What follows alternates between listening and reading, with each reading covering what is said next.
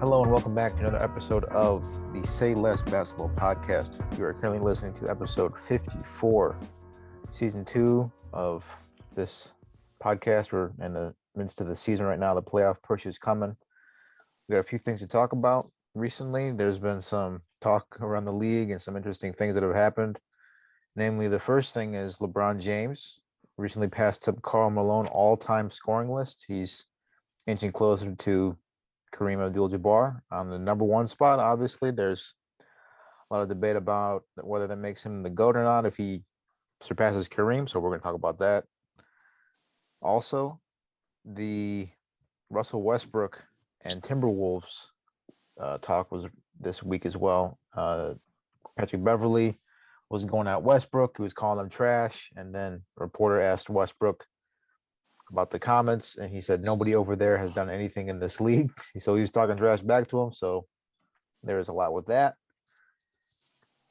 We talk about Westbrook, his season again, and then also Kendrick Perkins recently said that Kyrie Irving is the most skilled player to ever play the game, which means he's more skilled than MJ, Kobe Bryant, guys like Hakeem as well. So we're going to debate that as well. So thank you for joining us. Mohammed Daffleseed, Will Donzello, Zach Fulcher, as always. The floor is open, gentlemen. Let's talk about LeBron first, though. Surpassing Karl Malone and getting past and inching closer to Kareem. Do you think that if he gets past Kareem, he's the GOAT, or does it not matter now because he's been playing for so long? Eventually, he's going to pass it. I mean, it improves his argument for sure. Mm-hmm. I mean, I can speak for myself. When I was younger, like back in middle school, when I used to just look up all time 3-pointers, scores, that kind of stuff. Mm-hmm. When I saw Kareem's record, I was like, I don't think I'll ever see somebody past that. Of course, I was young, so I didn't really know too much. But to see somebody possibly, hopefully, passing him up, and to see that in my lifetime, that'd be really crazy. So the fact that he's this close to doing it, it's a big accomplishment for him. It definitely strengthens his argument. I'm not gonna speak on how it changed my opinion on it, but if we can I'll just stick to the praising him, giving him his props. Longevity, staying healthy, and he might actually hit 40K, to be honest too. So that would be crazy, man. Bless you. Thank you. He will hit 40K. I think. I've been thinking that for a while now. He's durable. There's no way around it. And, there's props to him for that. I will speak more on how this affects my opinion. It doesn't, in terms of like who's the best. I guess a longevity stat improves your case because it shows you were durable and you were able to maintain a high level of play for, a certain amount of time. So that helps, but whatever. It doesn't change my opinion really. I think he's gonna shatter that record, and I don't think it'll be broken for a while. I think players coming up in this generation might be able to break it. Like Luka could have some realistic shot just based on like how much he does, and the fact that he's not really reliant on an athletic game. So he has some kind of shot. I would have said, I don't know if Giannis does. I think Giannis might. I don't know where he's at right now. But I don't think his game's going to age very well. So yeah, he might not have that chance. But it's one of those stats that's going to be broken now. And like Mohammed said, we didn't think this would happen, but I feel like nowadays it's kind of like, it's like the 3-point record Steph and all those that he has, they're going to be broken because now he's changed the game, So now players coming up are going to just break it. Doesn't mean they're better. Just means that's how the game is now. So I think LeBron's record, he'll get it and it'll be broken at some point, depending how much he gets. I mean, if he gets to like 45 somehow, which is, I don't even know if that's possible. That would be insane. But then I might be like, okay, he might have it for 100 years. But yeah, I don't see it getting broken. It's funny you say that because I'm reading an article right now, Yes. and it says that they asked Carmelo Anthony, and he said when he was younger, I used to think nobody's catching Karl Malone and nobody's catching Kareem. But like Muhammad just said, we as kids we all thought that, but it's happening now. So Yeah. it definitely improves his argument. But I mean, it makes sense if you look at average points per game, like in the 80s and 90s versus now. What if the average points per game goes up to like 120 or something? It's bound to be broken at that point. The more you Yeah. score, obviously, the more you're gonna, more points are gonna tally up. Mhm. So, I mean, the NBA is always evolving. Yeah, and everybody likes to look at this that he did it in fewer games than Karl Malone and say that, but he's also playing in an era where there's a lot more threes. So you have to A lot more Karl- threes and a Karl- lot more Yeah. leisure on offense too. that is true. Yep, 1000%. You guys hear what Luca said about scoring in the NBA versus in Europe? Did you Yeah, guys listen to that? I always go back to that quote anytime that there's a Yeah. discussion about these type of things. And it's Yep. embarrassing, but nobody wants to point it out. So The I'll rules, just leave it be. For those who don't know what we're talking about, Luca basically said it's way easier to score in the NBA. The guys are way more talented here, but in Europe, the rules are just so much more physical. It's much harder to score. Yeah, he gave. And it. keep in mind that Luka was 16, 17 when he was playing in Europe, and he's saying that. Man, and he gave And an remember, example. Oh, sorry, go ahead. my bad. Nah. I was just gonna say, remember last year? I don't know if this was last year, or the year before, but when they had that FIBA World Cup thing for basketball, remember how a lot of guys were struggling because they weren't calling the foul calls they call NBA, and they're calling out of their travels. Yep. So that is fact. Yeah, that was a big point last year. But he gave the example though that there isn't a defensive 3-second violation, I think, and like the FIBA rules. Yeah, so you can just stand in the paint all game, but you can't do that. That was his in biggest point, I think, is like Rudy Gobert just chills right under the rim. What are you gonna do? I mean, yep. Is Rudy is a 2-time defensive player of the year, three-time, whatever. There was pretty good. People were laughing though because Rudy was low-key catching an L because he said Lucas said like Rudy Gobert's under the rim, but he can't stand underneath it, so that's an extra 10 points. Exactly. I was like, oh my god, he low-key caught an L for that one, but facts. Yeah, that's interesting though. But we'll see what happens with LeBron. If he passes him up, and if the GOAT talk really ramps up after that, so that's gonna be really interesting for sure. Yep. GOAT talk is literally just a wave, bro. It's a media-driven thing, dude. A lot of people, it's just propaganda. It really is, bro. Yeah, can't even lie. It's definitely ran by the media for sure. But the next topic we got here, moving on to the next one, is Russell Westbrook on the Timberwolves. Recently, Russ had it's interesting because this all happened and Patrick Beverley was calling him trash and weak and stuff like that. And he was yelling at him and shit like that during the game. And they lost like into the Timberwolves, right? Yeah. Yeah. Russell did not play well. A double take. But then recently he had a great game. So Russ had a great game later. So this might be a spark for him. But so when asked about Timberwolves players talking trash to him, he responded with, "Nobody over there has done anything in this league." He was kind of laughing it off and talking about, and then he said also, I think he had a good comeback, and somebody said, how do you struggle through these like points deficits or whatever? And he says, I have 23,000 points. So he wasn't worried too much about that. He was very relaxed about it. So your thoughts, gentlemen, on how Russ is handling this? The Timberwolves as well. The Timberwolves, if you have any thoughts on the Timberwolves making the playoffs this year, that would be interesting. Shout out to Timberwolves for sure. I think they have the best record since the All-Star break.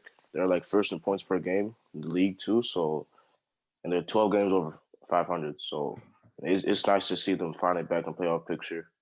But this topic right here, I don't understand what's the big deal, because I was watching First Take and Stephen A had called it classless from Pat and KAT. But Pat Bev is gonna do this regardless. It doesn't matter how bad he is as a player, how good he is. He's gonna talk trash. He's just one of those guys, so it's expected. Cat, I don't have an issue. It's an air ball. Like Russ has been playing bad. They're beating them down by like 20, 30 points. They're gonna do it. I mean, they're grown men. They're basketball, so I don't understand why it's such a big deal that another player is talking trash to another player. Mm-hmm. And Russ doesn't seem like the guy to go to media. In previous years, he wouldn't go to media to make himself look big and strong and tough or something like that. He'd go back at that player either at that game or maybe down the road. He'd definitely get his get back, but it's so unnecessary, dude. For real, it's the game of basketball. It's the highest level of competition you can get. There's bound to be trash talk, and you're up by. If I'm up by 20 or 30 on a team like the Lakers, then for sure I'm talking trash. If a guy like Westbrook, if he's gonna say like, oh, none of those guys over there are, at the level I'm at, they don't have the career I have. That's fine. You could say that, but if you're playing bad against me and I'm beating your ass, I'm talking all the trash I can get. Facts. And that's just it. There's nothing less, nothing more to it. Like honestly, it's nothing about careers or who you are. Like it don't matter, bro.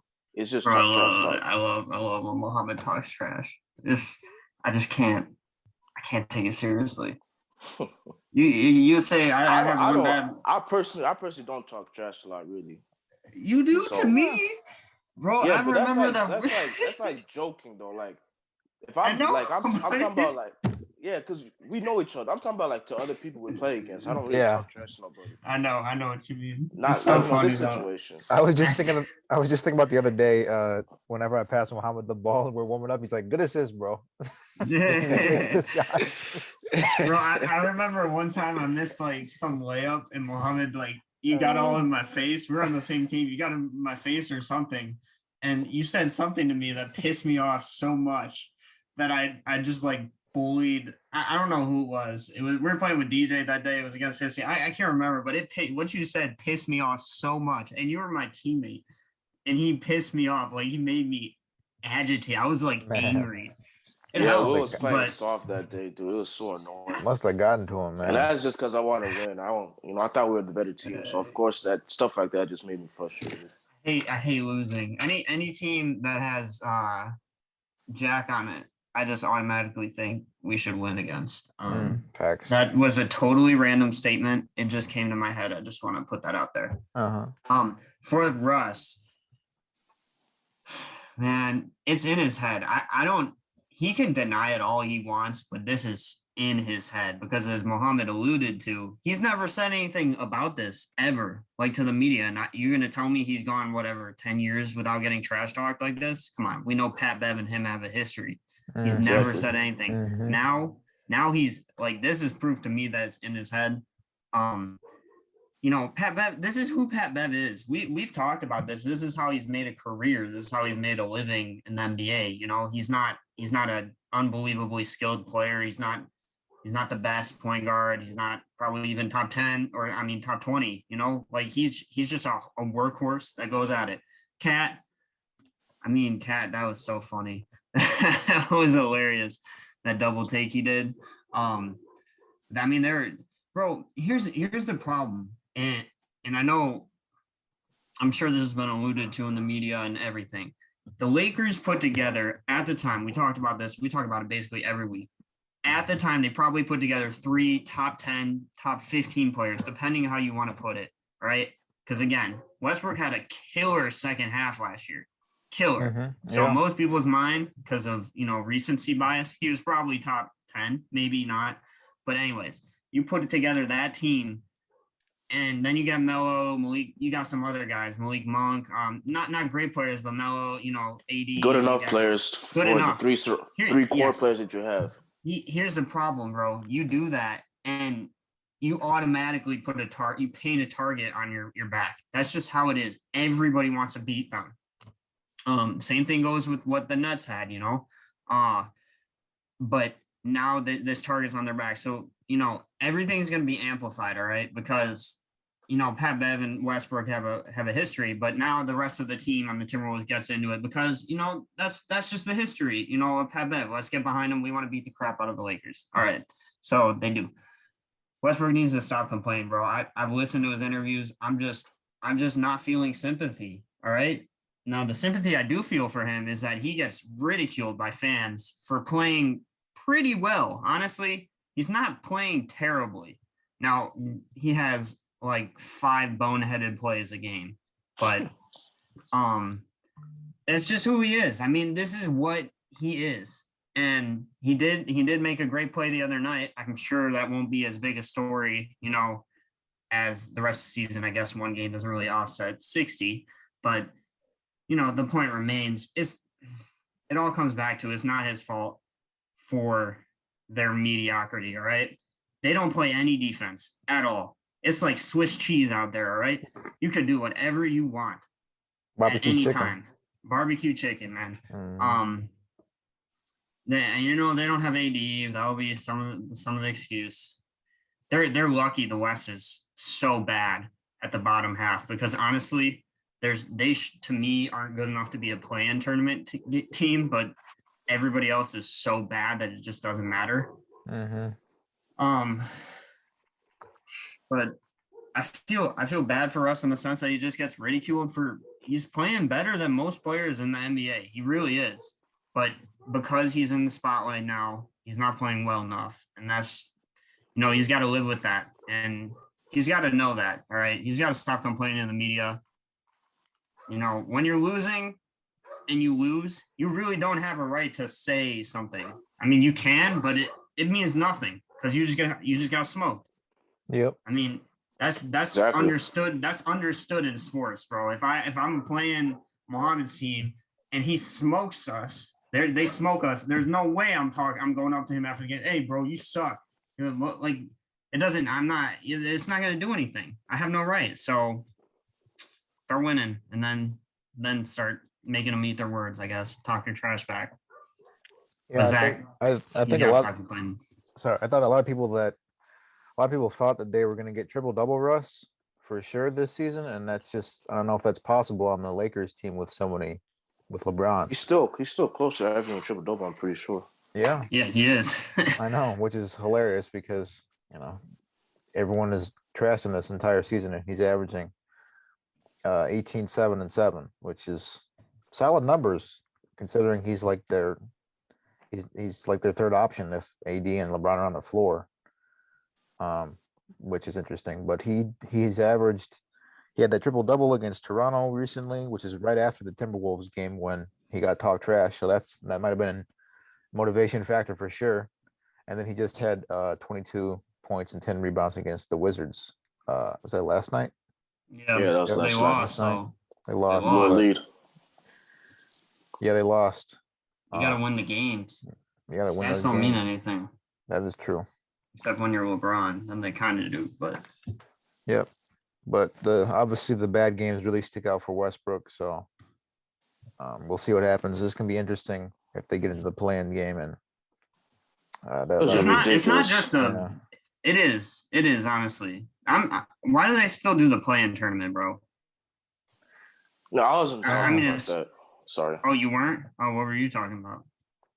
I was just still stuck on the whole how this is such a big thing in the media and everybody else.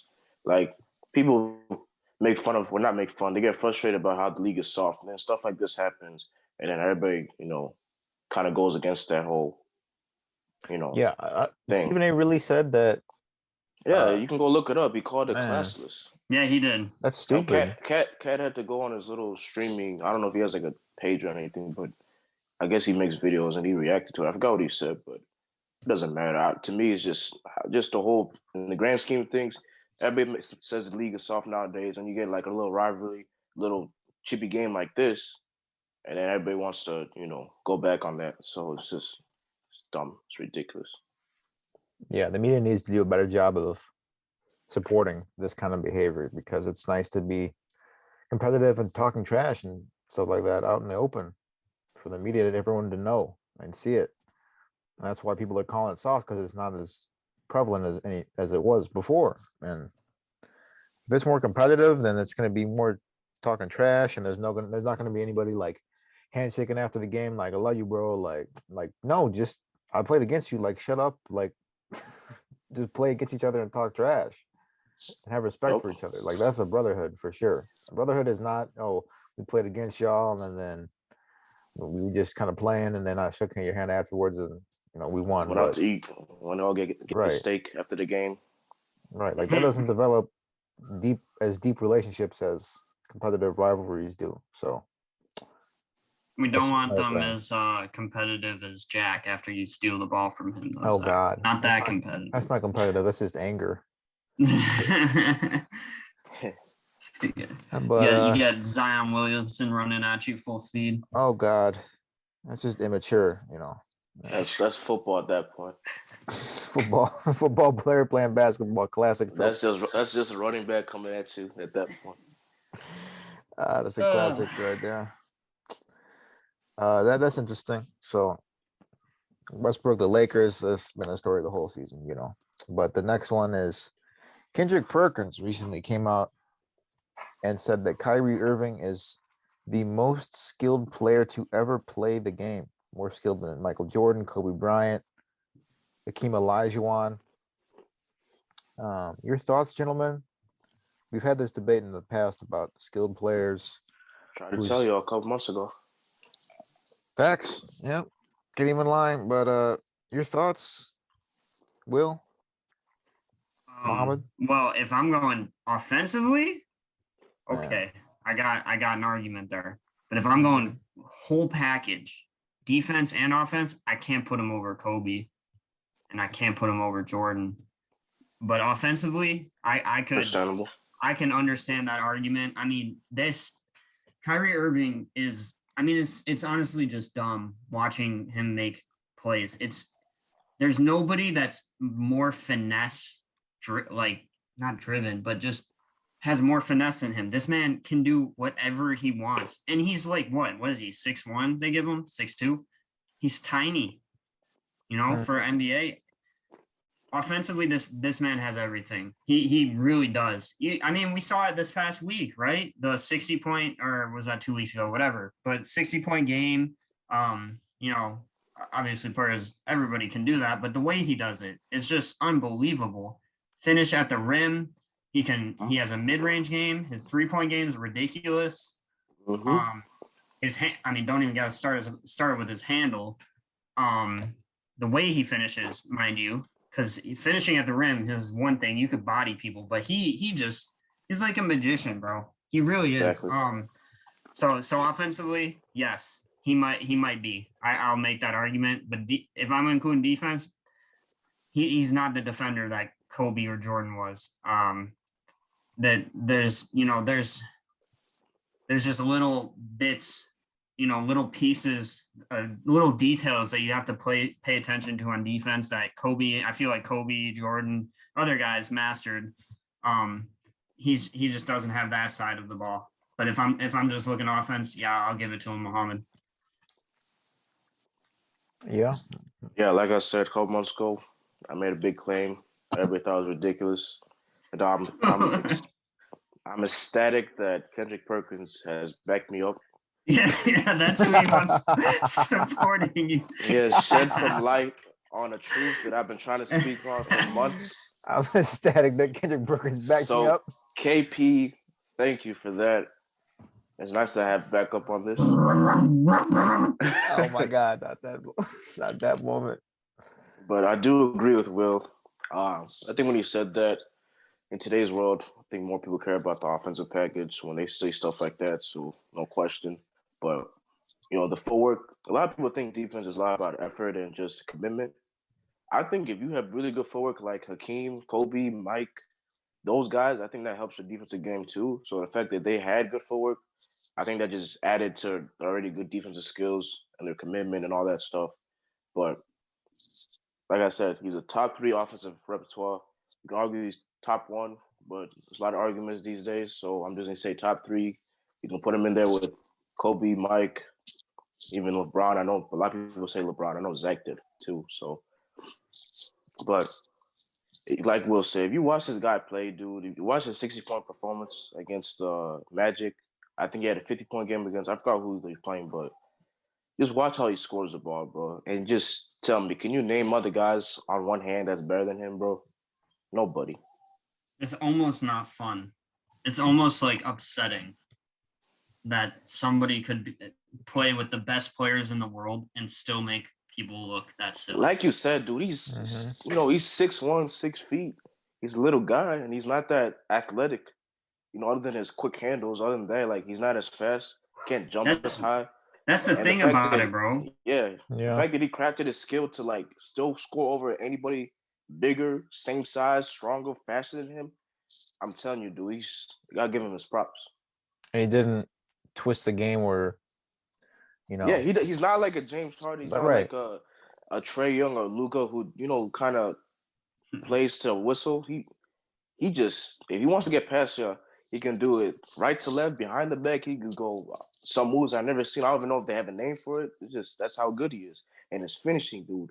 When I say him and D-Rose are the best finishes at the rim I've ever seen. Kyrie does it with finesse, like Will said, but D-Rose is obviously more athletic, so he doesn't really have to add finesse, even though he does have finesse. But Kyrie, he's one of one. I'm telling you. That is true. I can't disagree with that for sure. It's funny. I was gonna say recently, this is only like 3 weeks ago, but Kendrick Perkins was ripping into Kyrie Irving. He said that Kyrie Irving is the single biggest reason for the Brooklyn Nets' potentially disastrous season, and then he had to apologize.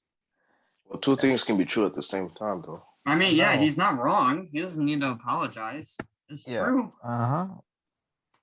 All that extra baggage that he has with him, so he ripped him. Then he had to apologize, I think, too. Then he got sacked, this is something else too.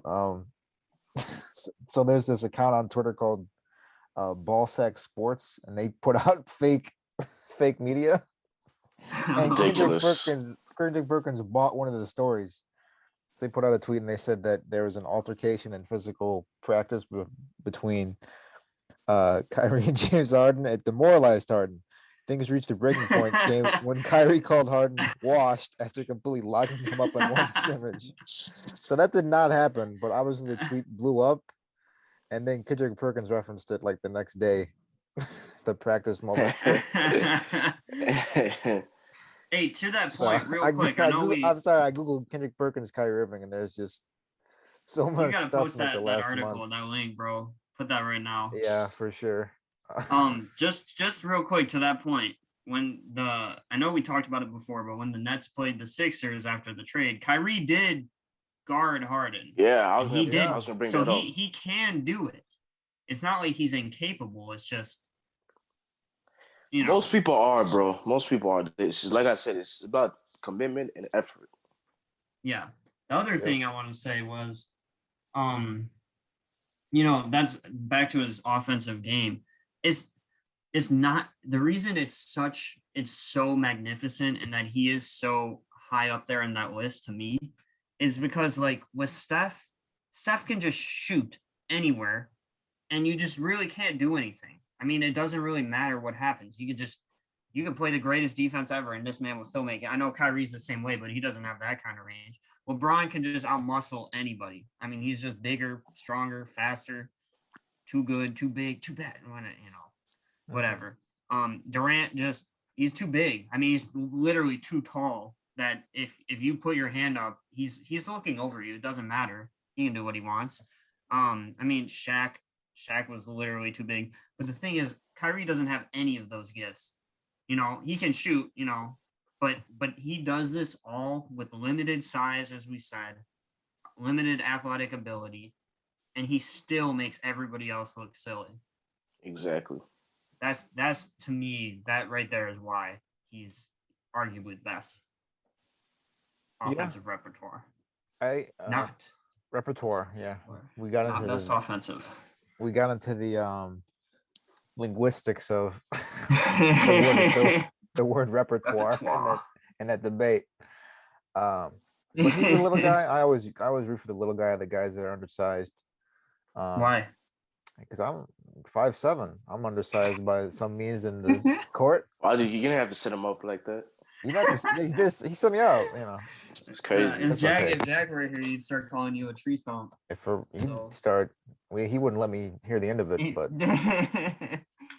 But he's 6'3", and I'm 23-1 against him in a 1-on-1, so it doesn't really matter in my opinion. Wild. Still the wildest thing Yep. ever. Dude, those games are the best. The best videotape I have on my phone. Exactly. Yeah. I should post the highlights on our YouTube. I should put them on our account, right? Let's upload it. Oh my Upload God, some my highlights. highlight reel. Just to prove that Zach can kind of hoop.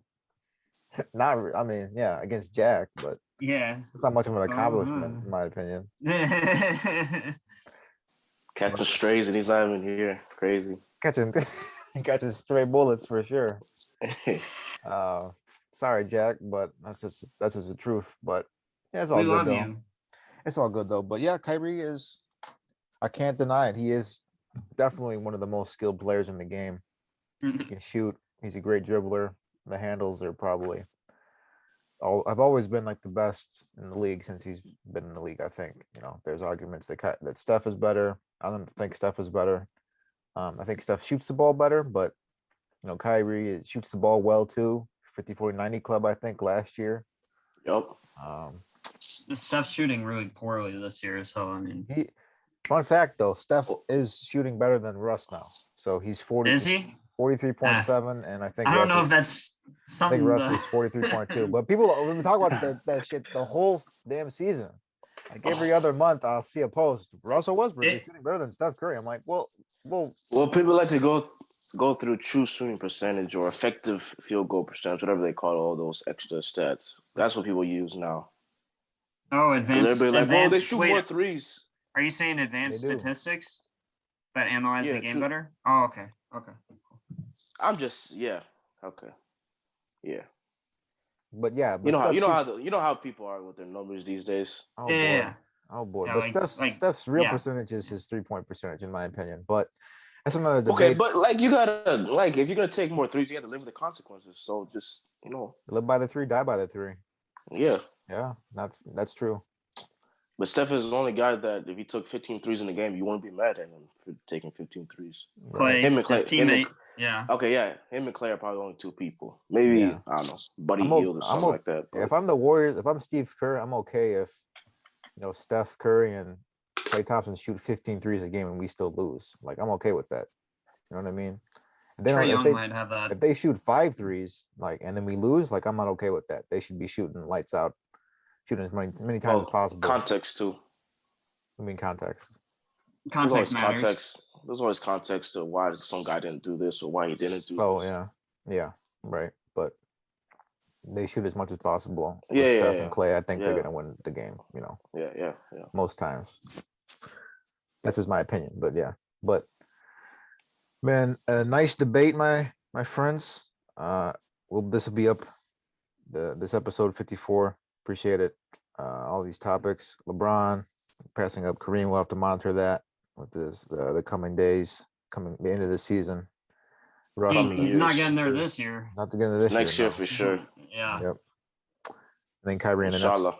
We're in the playoff race right now for sure. So it'll be. We're in the playoffs in fantasy right now, and if you can believe it, my 4 best players have been injured for the entire year. If that's possible to believe.